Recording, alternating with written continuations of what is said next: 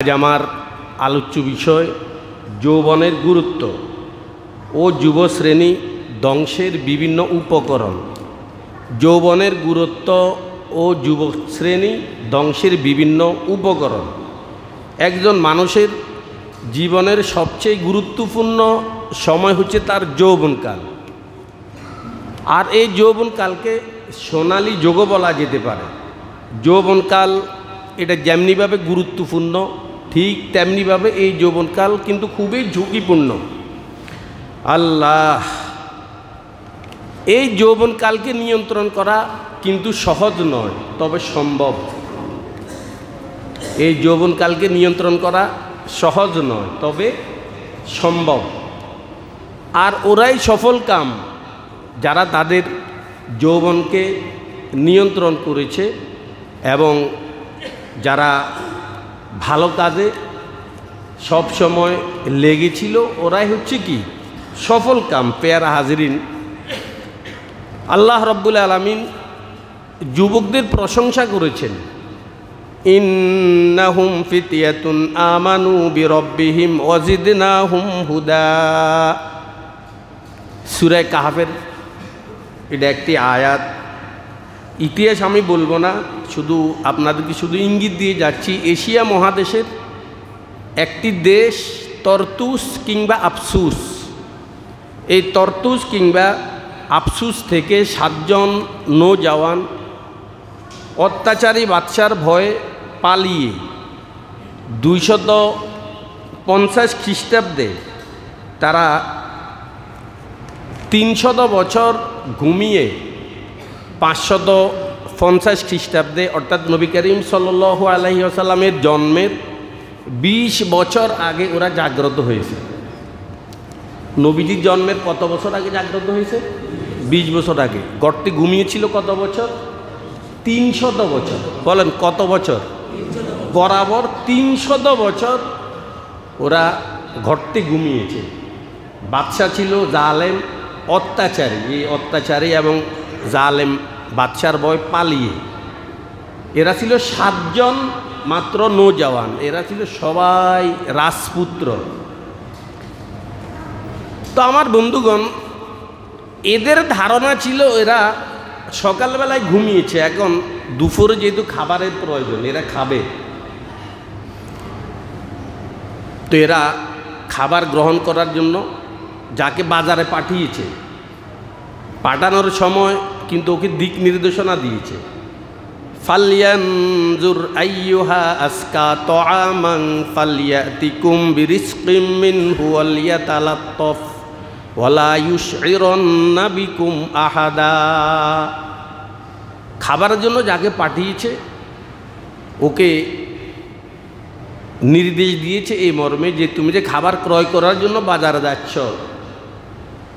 একবার পবিত্র খাবার, যেহেতু ওই যুগের বাদশা ছিল মূর্তি পূজারী, যে কোনো প্রাণীকে মূর্তির নামে দেবদেবীর নামে উৎসর্গ করত। এই জন্য তাকে বলেছে খাবার ক্রয় করবে তো একটু যাচাই বাছাই করে খাবার ক্রয় করবে। যারা ইতালি, ইউরোপে থাকে, আমেরিকাতে থাকে, দেখেন না, এরা বাজার থেকে কোনো গোশত ক্রয় করার আগে যাচাই করে এটা কোনো মুসলমানের জবাইকৃত প্রাণী কিনা।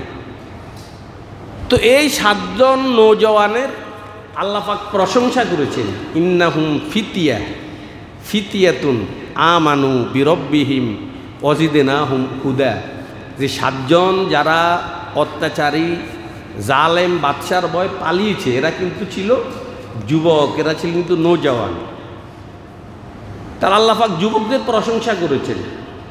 এবং ফার্সি ভাষায়ও যৌবনের অনেক কথা আছে। দরজাওয়ানি তোবা করদন শিওয়াহে পয়গাম্বরি वक्ते फिरे गुरगे जालिम मीशावद फरहेजेगार किसी खाकी पे मत कर खा के अपनी जिंदगानी को जवानी कर फेदा उस पर के जिसने दी जवानी को।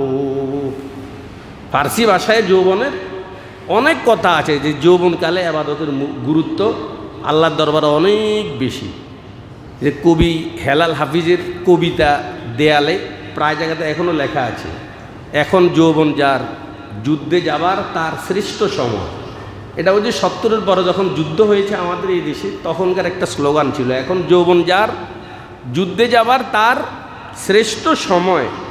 তো পেয়ারা হাজিরিন, বলেছিলাম যুবকদের প্রশংসা আল্লাহ পাক করেছেন। ইব্রাহিম আলাইহিসসালামকে উনার এই কি যেন বলা হয়, উনার উম্মত উনাকে দাওয়াত করেছে মেলায় যাওয়ার জন্য। এরা ছিল মূর্তি পূজারী, কিন্তু উনি ইন্নী সাকিম, আমি অসুস্থ এই বলে কেটে পড়েছেন।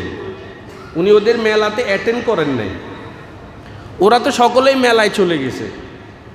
এই ফাঁকে ইব্রাহিম আলাইহিসসালাম কুঠার নিয়ে পূজা মণ্ডপে প্রবেশ করে এদের সকল মূর্তিকে ভেঙে মাটির সাথে মিশিয়ে দিয়েছে। আর যেই মূর্তিটি সবচেয়ে বড় ছিল, ওকে না ভেঙে ওর কাঁধে কুঠারটি ঝুলিয়ে উনি চলে এসেছেন।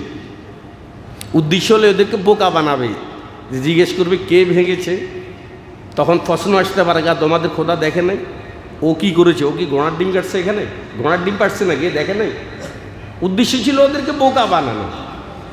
ওরা তো এসে দেখে সর্বনাশ, আমাদের এতগুলো লক্ষ লক্ষ টাকার মূর্তি আমরা নির্মাণ করেছি, কে ভেঙেছে? উত্তরটা আসলে এভাবে, ক্বালু সামি'না ফাতান ইয়াযকুরুহুম ইউকালু লাহু ইব্রাহিম। উত্তর আসলে কি, সামি'না ফাতা, যে একজন যুবককে এই মূর্তির ব্যাপারে মানে ভালো মন্দ বলতে আমরা শুনেছি। দেখেন, এখানেও ইব্রাহিম আলাইহিস সালাম যুবক ছিলেন, যুবকের কথা আল্লাহ পাক এখানে আলোচনা করেছেন। নবীজিও যুবকদের ব্যাপারে অনেক সুসংবাদ দিয়েছেন। নবীজির জীবদ্দশায় যুবকদেরকে দিয়ে অনেক কাম নিয়েছেন এবং ওরা সাকসেসও হয়েছে। আল্লাহর নবী ওদেরকে সুসংবাদও দিয়েছেন, যে হাদিসটি মুসলিম শরীফে, বুখারী শরীফে আছে, সাবআতুন ইউজিল্লুহুমুল্লাহু ফি জিল্লিহি ইয়াওমা লা জিল্লা ইল্লা জিল্লু। 7 শ্রেণীর লোককে আল্লাহ পাক আরশের নিচে ছায়া দান করবেন। 7 শ্রেণীর লোক, 7 জন না। তবে এখানে শাইখুল হাদিস আল্লামা জাকারিয়া রহমতুল্লাহ আলাই এই হাদিসের ব্যাখ্যায় লিখেছেন, আসলে 7 শ্রেণী দ্বারা এখানে আধিক্য বোঝানো উদ্দেশ্য। উনি 70 শ্রেণীর লোককে একত্রিত করেছেন, যে এরা আরশের ময়দানে, হাসরের ময়দানে আল্লাহ পাকের আরশের নিচে কী পাবে? স্থান পাবে। তার মধ্যে এক ধরনের লোক, ওয়াশাবুন নাশাআ ফি ইবাদাতিল্লাহ। শাবুন মানে বুড়ো বা শিশু না, যুবক। ওয়াশাবুন নাশাআ ফি ইবাদাতিল্লাহ, ওই যুবক আল্লাহ পাকের আরশের নিচে স্থান পাবে, যে তার যৌবনকাল কাটিয়েছে কোথায়? ইবাদতের ভিতরে। ভাইও বোঝা গেল আল্লাহ পাক যুবকদের প্রশংসা করেছেন। নবীজি যুবকদের জন্য অনেক অফার দিয়েছেন এবং ইসলামের অনেকগুলো কাজ এই যুবকরাই কী করেছেন? সম্পাদন করেছেন। নবীজি জীবদ্দশায় নবী ওদেরকে এগিয়ে দিয়েছেন। ওরা একবারে লেটার মার্কও পেয়েছে তারা বিভিন্ন কাজে। তো আমার ভাইরা, কাল কিয়ামতের ময়দানে যখন মানুষ যাবে, নবীজি হাদিসে বলেছেন, আল্লাহ পাক বলবেন, দাঁড়াও দাঁড়াও দাঁড়াও দাঁড়াও, আমার 5টি প্রশ্নের উত্তর দাও। উত্তর দেওয়া ছাড়া এক কেস তোমাকে সামনে এগুতে দেওয়া হবে না। লা তাজালু কদমা আবদিন ইয়াউমাল কিয়ামা হাত্তা ইউসআলা আন আরবাইন আন উমরিহি ফিমা আফনা। আরবাইন অথবা খমসিন, 4টা 5টা দুটোটাই বর্ণনা এসেছে। 60টি প্রশ্নের উত্তর দাও, তারপর তুমি তোমার কদম নাড়াতে পারবে না, এক সুতাও আপনি সামনে এগুতে পারবেন না। আন উমরিহি ফিমা আফনা, তুমি তোমার জীবন কিভাবে কাটিয়েছ। ও আন শাবাবিহি ফিমা আবলা, এবং যৌবন কিভাবে কাটিয়েছ, জীবন কিভাবে কাটিয়েছ। দ্বিতীয় প্রশ্ন করা হবে কি? যৌবন। আমার সাথে কথা বলেন। প্রথম প্রশ্ন হলো জীবন কিভাবে কাটিয়েছ, আর দ্বিতীয় প্রশ্ন কি হবে? যৌবন তুমি কিভাবে কাটিয়েছ। ভাই, আমার আলোচনার সারাংশ এতটুকুই যে যৌবনকালকে সোনালী যুগ বলা হয়। এটা খুবই গুরুত্বপূর্ণ এবং খুবই ঝুঁকিপূর্ণ। এই যৌবনকাল নিয়ন্ত্রণ করা সহজ কাজ নয়, তবে সম্ভব। আর যদি নিয়ন্ত্রণ করতে পারেন, আপনার জন্য রয়েছে মহা খুশির অফার, মহা আনন্দের অনেকগুলো অফার আপনার জন্য আল্লাহর পক্ষ থেকে, নবীজির পক্ষ থেকে আপনার জন্য অপেক্ষমান। যদি এই যৌবনটাকে আপনি নিয়ন্ত্রণ করতে পারেন, জীবনকে যদি আমরা নিয়ন্ত্রণ করতে পারি, যৌবনকে যদি আমরা নিয়ন্ত্রণ করতে পারি, আমাদের জন্য রয়েছে অনেক পুরস্কার। আল্লাহর উপর ভরসা রেখে কয়েকটি কর্ম আমরা নির্ধারণ করতে পারি। যারা আমার যুবক ভাইরা আমার সামনে আছেন, আজকে আপনাদেরকে নিয়েই আমার আলোচনা। আল্লাহর উপর ভরসা রেখে আমি যদি কয়েকটি করণীয় নির্ধারণ করতে পারি, ইনশাআল্লাহ আমার এই যৌবনটা হবে আল্লাহর দরবারে খুবই গ্রহণযোগ্য একটা যৌবনকাল। কয়েকটি কাজ যদি আমি মেনে চলতে পারি, ব্যাখ্যা কিন্তু করব না, আমি পড়ে পড়ে চলে যাব, ইনশাআল্লাহ আমরা স্মরণ রাখার চেষ্টা করি। নাম্বার 1, গায়রে মাহরাম নারীদের সঙ্গে দেখা করা এবং কথা বলা ত্যাগ করুন। 1 নাম্বার, যে সমস্ত মেয়েদের সাথে আপনার বিবাহ বৈধ, এরা হলো আপনার গায়রে মাহরাম। আর মাহরাম হলো যাদের সাথে বিবাহ বসা হারাম, এরা হলো মাহরাম। আর গায়রে মাহরাম মানে যাদের সাথে আপনি বিবাহ বন্ধনে আবদ্ধ হতে পারবেন, যে ধরনের মেয়েদেরকে বিয়ে করতে পারবেন, এদেরকে শরীয়তের পরিভাষায় বলা হয় গায়রে মাহরাম। গায়রে মাহরাম নারীদের সাথে দেখা সাক্ষাৎ কথা বলা সম্পূর্ণরূপে ত্যাগ করতে হবে। এই ক্ষেত্রে আসলে এটার ফিরিস্তি কিন্তু অনেক দীর্ঘ। আমার চাচাতো বোন, জ্যাঠাতো বোন, মামাতো বোন, খালাতো বোন, ফুফাতো বোন, তালতো বোন, মামি, তারপরে চাচি, আমার জেঠি, শ্যালিকা, এরা সবাই কিন্তু আমার জন্য গায়রে মাহরাম। মামির সাথে যে পর্দা করতে হয় এটা আমরা অনেকে জানি না।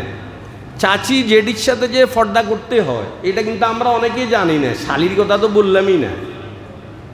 ছোট ভাই কিংবা বড় ভাইয়ের বউয়ের সাথে যে পর্দা করতে হয় এটা আমরা অনেকে জানি না। আর এর বিপক্ষে স্লোগান কি? দেবর, ভাবি, ভাই, বোন।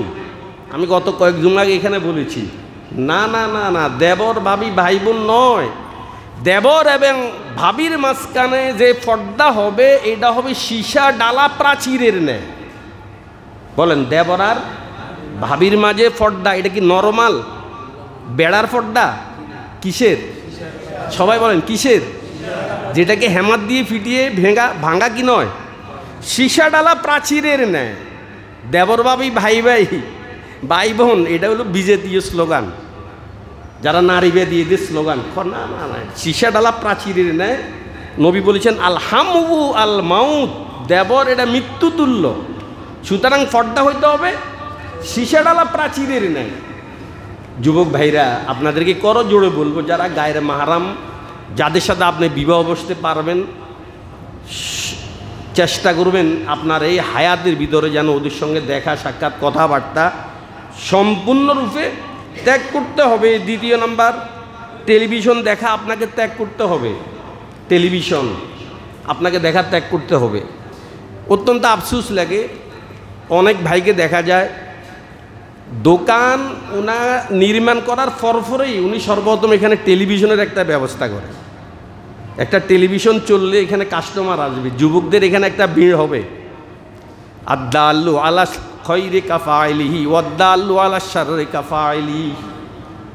নবী করিম সাল্লাল্লাহু আলাইহি ওয়াসাল্লাম বলেছেন, তুমি যদি একটি ভালো কাজের পথ দেখাও, যত লোক ভালো কাজ করবে 1 ভাগ সওয়াব তোমার আমলনামায় লেখা হয়ে যাবে। পক্ষান্তরে তুমি যদি খারাপ একটি কাজের পথ দেখিয়ে দাও, যত মানুষ পথভ্রষ্ট হবে, গুনাহগার হবে, 1 ভাগ গুনাহ তোমার আমলনামায় জমা হয়ে যাবে। টেলিভিশন বাজারে এনেছেন, দোকানে ঢুকিয়েছেন, মানে গুনার একটা অ্যাকাউন্ট আপনি খুলে ফেলেছেন। গুনাহে বেলজ্জত একটা অ্যাকাউন্ট আপনি খুলে ফেলেছেন। যতগুলো মানুষ গুনাহগার হবে, 1 ভাগ অটোভাবে আপনার আমলনামায় চলে যাবে। এই জন্য আমার যুবক ভাইরা খবরদার, দোকানদার ভাইরা যাদের দোকানে এখনও টেলিভিশন আছে, আপনি হয়তো বলবেন যে টেলিভিশন থাকলে দোকানে কাস্টমার হয়, আমার কিছু চা বিক্রি হয়। আসলে এটা আপনার ভুল ধারণা। আপনি এটাকে বের করুন, দেখবেন আল্লাহর উপর আস্থা রাখুন, আল্লাহ পাক আপনার জন্য হালাল রিজিকের অবশ্যই ব্যবস্থা করবেন। 3 নাম্বার, মোবাইল এবং ল্যাপটপ থেকে আপনার মুভি, নাটক, যত ধরনের গান, এগুলোকে ডিলিট করুন। সবগুলোকে ডিলিট করার চেষ্টা করুন। আল গানা ও ইউমবিতুন নিফাকা ফিল কলব। নবীজি বলেছেন গান এটা মানুষের অন্তরে মুনাফিকি সৃষ্টি করে।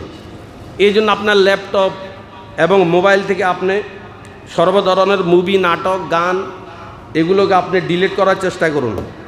কোরআন হাদিস পড়ার পিছনে আপনি সময় দিন, কোরআন হাদিস পড়ুন। হাদিসের একটা কিতাব আছে, মার্কেটে পাওয়া যায়, আমার যুবক ভাইদের দৃষ্টি আকর্ষণ করছি, আপনারা অবশ্যই এই বইটি ক্রয় করবেন, রিয়াজুস সালেহীন। এই বইটার নাম কি বলেছি? রিয়াজুস সালেহীন। এই বইটা আপনারা অবশ্যই সংগ্রহ করুন। এবং কোরআন শরীফের বাংলা অনুবাদ মার্কেটে পাওয়া যায়, মুফতি শফি রহমাহুল্লাহর তফসিরের অনুবাদ করেছেন আল্লামা মহিউদ্দিন খান রহমতুল্লাহ আলাই, মারিফুল কোরআন, এটা মার্কেটে পাওয়া যায়, ইজাহুল কোরআন, এগুলো মার্কেটে পাওয়া যায়। আমরা এই কোরআন এবং হাদিস পড়ার পিছনে সময় দিয়ে, আমি গত কয়েক জুমা আগেও বলেছি, আমার কোনো একটা দিন যেন এমন না যায় যে আমি এক পৃষ্ঠা এক রুকু কোরআন পড়ি নাই। আলহামদুলিল্লাহ, আপনাদেরকে তাহাদিসে নেয়ামতের জন্যই বলেছি, রাতের 4টা থেকে 5টা পর্যন্ত আমার এক পারা পড়তে আধা ঘন্টা সময় লাগে। ফজরের আগে আমি 2 পারা পড়ে ফেলেছি, ফজরের নামাজ পড়ে তসবিহ পড়ে আবার 1 পারা পড়েছি, 3 পারা আজকে পড়ে ফেলেছি। আরও কয়েক পারা পড়া হতো, ব্যক্তিগত কিছু কাজ ছিল এই জন্য পড়তে পারি নাই। কোনো দিন যেন আপনার এমন না যায় যে আপনি এক পৃষ্ঠা কোরআন পড়েন নাই, এক রুকু কোরআন পড়েন নাই। করজোড়ে বলবে এটা আল্লাহর পক্ষ থেকে মানব জাতির জন্য একটি চিঠি এসেছে। আমরা কোরআন এবং হাদিস একটু একটু আমরা ইনশাল্লাহ পড়ার চেষ্টা করব। ওলামা একরামের শরণাপন্ন হবো, পড়তে না পারলে ইমাম সাহেব হযরত আছেন, মুয়াজ্জিন আছেন, আমরা ওদের থেকে একটু একটু শিখে নিয়ে কোরআন হাদিস পড়ার পিছনে আমার যুবক ভাইরা আমরা সময় দিব। নাম্বার 6, দ্বীনি ভাইদের সঙ্গে সময় কাটাবেন, একা কখনো থাকবেন না, কারণ একা থাকলে আপনাকে শয়তানে গ্রাস করবে।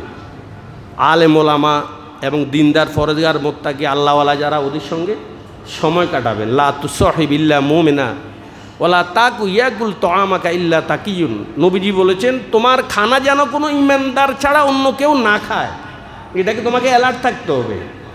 ইনশাআল্লাহ ভালো মানুষের সঙ্গে আমরা চলাফেরা করার চেষ্টা করব। সৎসঙ্গে স্বর্গবাস, অসৎ সঙ্গে সোহবতে স লে তোরা স লে কুনাত, সোহবতে তলে তোরা তলে কুনাত, না রে খান্দা বাগেরা খান্দা কুনাত, সোহবতে মরদা তোরা মরদা কুনাত, চুফরি গা লিপসাওয়াদ বর আদমি, গমসাওয়াদ আজ ওসফে মরদে আদমি, গমসাওয়াজ আজ ওসফে মরদে আদমি, খুদ বখুদ কামিল না শুধু মোল্লায় রুম, তা গোলামে শামসে তাবরিজি না শুদ, কলারা বগজারে মরদে হালে শাও, ফেসে মরদে কামেলে ফামালে শাও। ভালো মানুষের সঙ্গে ইনশাল্লাহ আমরা চলার চেষ্টা করি। ইয়ারে বদবদ তরবুয়াদ আজ মারে বদ, হক্কে জাতে ফাকে আল্লাহ হুসমাত, ইয়াদে বদা আর রত্তরা সো এ জাহিব, ইয়ারে নেকু গির তায়া বিনাই। এখানে কবি বলেছেন যে সৎ সঙ্গ তুমি অবলম্বন করো তাহলে তায়া বিনাই, তাহলে তুমি জান্নাত পাবে। আর যদি ইয়ারে বদ আরদ, যদি খারাপ বন্ধুত্ব গ্রহণ করো, তোমাকে সোয়ে জাহিম, তোমাকে জাহান্নামের দিকে সে কি নিয়ে যাবে। বা এটা কিন্তু মনীষীদের কথা, সৎসঙ্গে স্বর্গবাস, অসৎসঙ্গে আপনার ভালো ছেলে, তার মেজাজ কত ভালো ছিল, কিন্তু এলাকার বখাটে ছেলেটার সাথে সঙ্গ দেওয়ার কারণে আপনার এই আলাবোলা ছেলে নষ্ট হয়ে গিয়েছে, তার চরিত্র নষ্ট হয়ে গিয়েছে। এরকম হাজারো রেকর্ড আছে। এই জন্য আমরা দ্বীনি ভাইদের সাথে সময় কাটানোর চেষ্টা করব। নাম্বার 7, এটা যুবকদের জন্য কিছু ওসিয়ত এবং নসিয়ত কোরআন ও হাদিস থেকে রিসার্চ করে বের করা হয়েছে। বিয়ে করুন, আপনি আনমেরিড থাকার চেষ্টা করবেন না, বিয়ে করুন যদি আপনার বয়স হয়।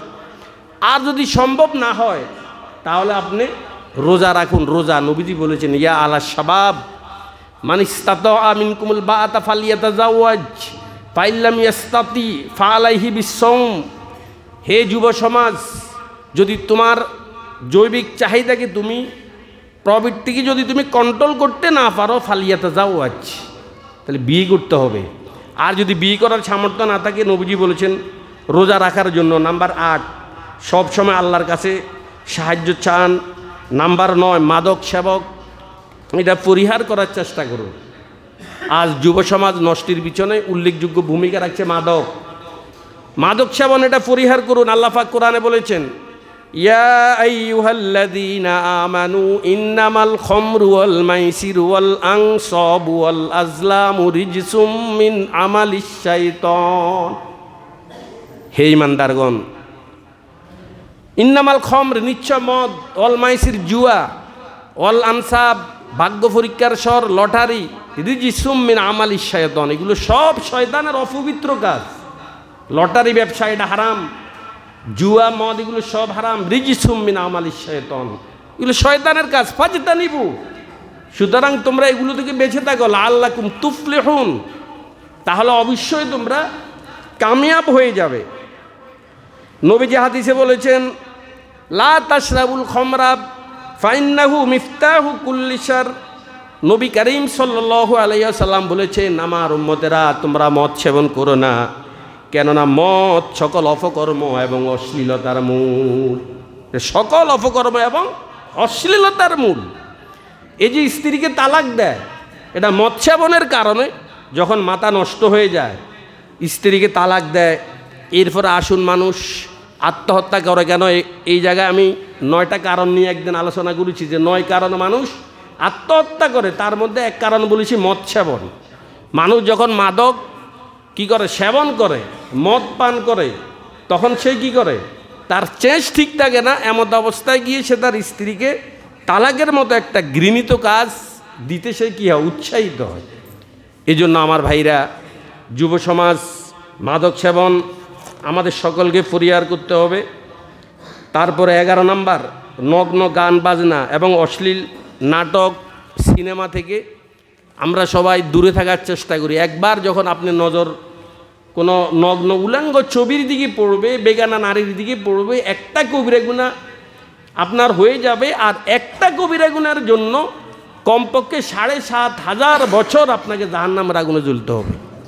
এই 7,500 বছর, এটা কিন্তু দুনিয়ার 7,500 বছর না, এটা হলো পরকালের 7,500 বছর। আর ওয়াইন্না ইয়াওমান ইনদাহু কালফি সানাতিম মিম্মা তাউদ্দুন, দুনিয়াতে 1000 দিন সমান, পরকালে একদিন। কথা বলেন, দুনিয়াতে কি 1000 দিন সমান, পরকালে একদিন। এভাবে 7,500 বছর আপনাকে জাহান্নামের আগুনে জ্বলতে হবে। নাম্বার 12, প্রকাশ্য অপ্রকাশ্য নাফাকি থেকে আমাদেরকে সর্বদা বেঁচে থাকতে হবে। নাজাজতে গলিজা বলেন, নাজাজতে খফিফা বলেন, কারণ পবিত্রতা ইমানের অঙ্গ। আজকে যুব সমাজের একটি শেখায়ত সবচেয়ে বেশি শোনা যায়, নামাজ পড়তে বললে হুজুর কাপড়ের সমস্যা আছে। অনেকেই বলে হুজুর কাপড়ের সমস্যা আছে। আবার অনেককে দেখা যায় অজু করতে বসলে লুঙ্গির এক কর্নার ও কি করে, এক কোনো পানিতে ধুয়ে নেয়। জিজ্ঞেস করলাম, ভাই কেন ধুচ্ছেন? ও যে ফসরাপ করেছি, এখন নাফাক লেগেছে। কোথায় নাফাক লেগেছে ওটা জানি না। আপনি জানেন না নাফাক কোথায় লেগেছে, তা আপনি যে এক কর্নারকে এভাবে পানি দিয়ে ধুইতেছেন, এটা ফাঁক হবে? আপনারা আমার সাথে কথা কেন বলেন না? আর নাফাক লাগলো কোন জায়গায়, আপনি ধুইতেছেন কোনটা জায়গায় বলেন? আপনি ফাঁক কীভাবে হবেন বলেন? আর আপনি নাফাক থাকেন কেন? একদিন আমি এখানে বলেছি, প্রত্যেকটা যুবক এখন টিস্যু পেপার আমরা পকেটে রাখতে পারি। যেখানে আমি ফসরাপ করব, ফসরাপ করার পরে আমি পকেট থেকে টিস্যু পেপার বের করে আমি একটু কী করে শূন্যে পা নেড়ে আমি একটু হাঁটতে পারি, আলতোভাবে নিংড়ে আমি পানি বের করে একটু হাঁটতে পারি, তো আমি পবিত্র হয়ে গেলাম। অপবিত্র অবস্থা এভাবে আমরা রাত কাটাই, দিন কাটাই। খবরদার, এই অশ্লীল ছবি দেখে কাপড় এই পরিমাণ নষ্ট হয়েছে। ফজর নামাজ তো পড়ে নাই, সকাল 8টা গেল, 9টা গেল, 10টা গেল, ওই যে নাফাক অবস্থায় সে শুয়ে আছে। 11টা 12টার পরে সে গোসল করেছে। আপনি নাফাক অবস্থা রাত্র কাটাইলেন, ফজর নামাজ পড়েন না। এই জন্য চেষ্টা করবেন প্রকাশ্য অপ্রকাশ্য নাফাকি যেন আপনার বডিতে না থাকে, চেষ্টা করতে হবে।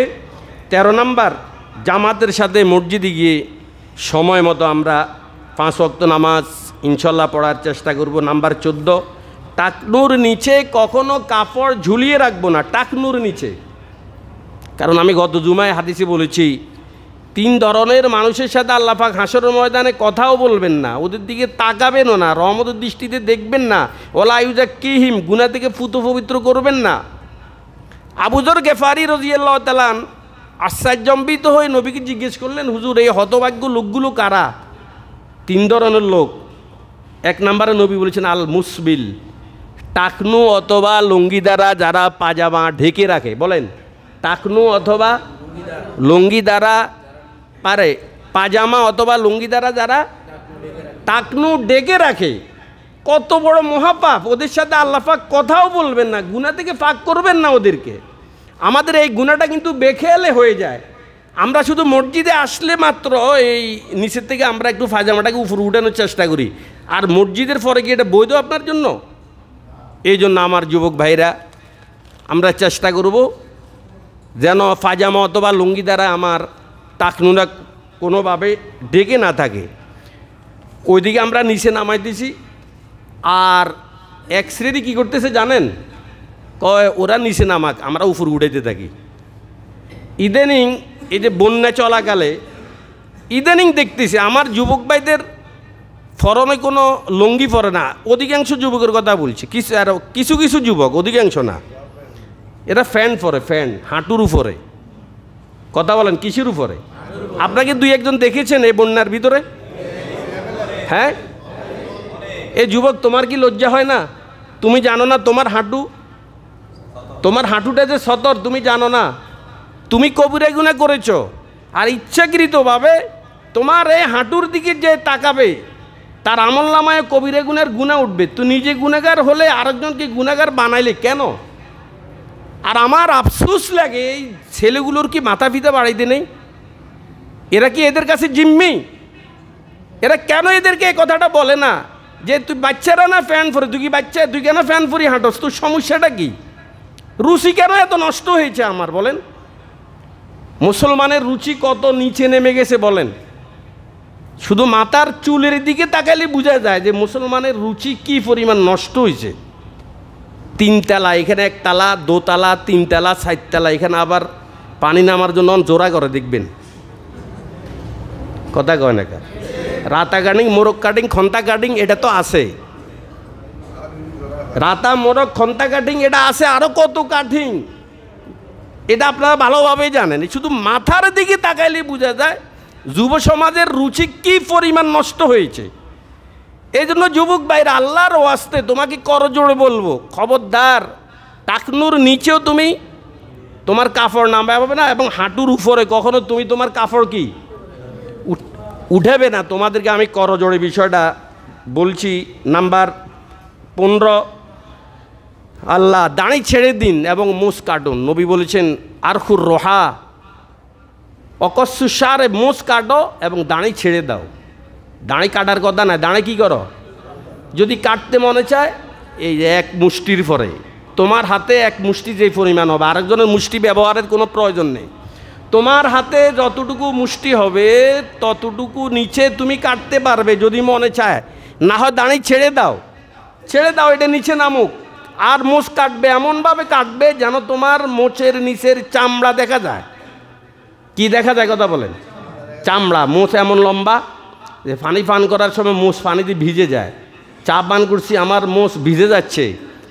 অনেককে তো এভাবে দেখা যায় এত বড় যে ওর মুখ কোন জায়গায়, এটা ঠিক করতে, নির্ধারণ করতে অনেক সময় হিমশিম খেতে হয়। আল্লাহ। নাম্বার 16, হালাল ছাড়া অন্য কিছু আমরা কখনো বক্ষণ করব না। যেহেতু আপনার এবাদতের সাথে, আপনার প্রতিটি লোকমার সাথে আপনার এবাদতের সম্পর্ক আছে। যত লোভনীয় অফার আপনার সামনে আসুক, হারাম ইনশাল্লাহ কখনো খাবো না। তারপরে নাম্বার 17, বিসমিল্লাহ পড়ে আমি খানা খাওয়ার চেষ্টা করব, এবং ডান হাতে আমি আহার করার চেষ্টা করব। ফানে যখন পান করব 3 শ্বাসে পান করব। কয় শ্বাসে? 3 শ্বাসে বসে বসে বসে। আমি একদিন এখানে বলেছি ফানের কটা সুন্নত? 6টা। কয়টা সুন্নত? কি বলছি আপনাদের স্মরণ আছে? হ্যাঁ, দেখিয়া ডাইন হাতে, বলেন দেখিয়া ডাইন হাতে, কোন? আবার বলেন দেখিয়া ডাইন হাতে, বসিয়া 3 শ্বাসে। আবার বলেন দেখিয়া। প্রথমে পান করতে হবে কি? দেখতে হবে কোনো পোকা মাকড় আছে কিনা। আবার দেখিয়া ডান হাতে, বসিয়া 3 শ্বাসে। কয় শ্বাসে কর? কারণ দাঁড়িয়ে যারা পান করবে নিশ্চিত আপনার কিডনি নষ্ট হবে, টুডে টুমুর। এটা হাদিস দ্বারা প্রমাণিত। আমরা ইনশাল্লাহ বসে পান করার চেষ্টা করব। শুরুতে বিসমিল্লাহ, শেষে আলহামদুলিল্লাহ। তাহলে 6টা আবার বলি। কি বলেন তো, একজন বলেন। দেখিয়া ডাইন হাতে, সবাই বলেন, দেখিয়া ডাইন হাতে, বসিয়া তিন শ্বাসে, প্রথমে বিসমিল্লাহ, শেষে আলহামদুলিল্লাহ। একজনে বলেন, দেখি পারেননি, বলেন বলেন, একজনে বলেন, জোরে বলেন। হ্যাঁ হ্যাঁ, এই মাঝখান থেকে একজনে বলো, এক যুবক বলো তো, আপনি বলেন। দেখিয়া ডান হাতে, হ্যাঁ, তারপরে বসিয়া তিন শ্বাসে, প্রথমে বিসমিল্লাহ, শেষে আলহামদুলিল্লাহ। স্মরণ থাকবে তো ইনশাল্লাহ? আল্লাহ, শেষ আলোচনা 19 নাম্বার, শুধু পড়ে চলে যাচ্ছি, জুলুম করব না। 19 নাম্বার, নাম্বার 20, কাউকে হত্যা করব না এবং হত্যার ক্ষেত্রে সহযোগিতা করব না, নিজে হত্যা করব না এবং সহযোগিতাও করব না। এবং হত্যার অফার যদি আমার কাছে আসে, ইদানিং বিভিন্ন জায়গায় পত্রপত্রিকা আমরা দেখতে পাই যে অমুককে যদি তুমি হত্যা করতে পারো, একটা শ্যুট করতে পারো, গুলি করতে পারো, তাহলে তোমাকে এত টাকা দিব। কি বলেন, এটা হচ্ছে কি আমাদের দেশে? না হচ্ছে না? যুবক ভাইরা খবরদার, কাউকে হত্যা করব না, হত্যার ক্ষেত্রে সহযোগিতা করব না এবং হত্যার অফার আসলে সেটা গ্রহণ করব না। নাম্বার 21, ঘুষ খাবো না। বলেন, ঘুষ ঘুষ দিব না, ঘুষ নিব না। আমার সাথে বলেন, ঘুষ খাবো না। কোন ঘুষ? ঘুষ নিব না, ঘুষ দিব না এবং ঘুষের ক্ষেত্রে কাউকে সহযোগিতা করব না। অনেকে কয় রে, অন্ত অনেক মানুষের মুখ শুকিয়ে গেছে। কি কেন, আমরা শুনেন নাকি না? হ্যাঁ, অনেকের মুখ কি আল্লাহ যাক, আল্লাহ পাক ওদের সকলকে কি দান করুন? হেদায়েত দান করুন। তারপরে 21 নাম্বার, 22 নাম্বার, কখনো মিথ্যা সাক্ষ্য দিব না আর সত্য সাক্ষ্য কখনো গোপন করব না। বলেন, কি বলেছি? মিথ্যা সাক্ষ্য আর সত্য সাক্ষ্য কি গোপন করব না। নাম্বার 23, জবানের হেফাজত করব এবং আমার উপর স্টিম রোলার চলতে পারে নির্যাতনের, কিন্তু এই মুখ দিয়ে আমি কখনো মিথ্যা বলবো না। নাম্বার 24, দুমুখ হব না কখনো। দুমুখ, এখানে এক কথা বলে, ওখানে আরেক কথা বলে, যেদেরকে আরবিতে যা ওয়াজহাইন বলে। মান কানা যা ওয়াজহাইনি ফিদ দুনিয়া কানা লাহু লিসানু মিনান নার ইয়াউমাল কিয়ামা।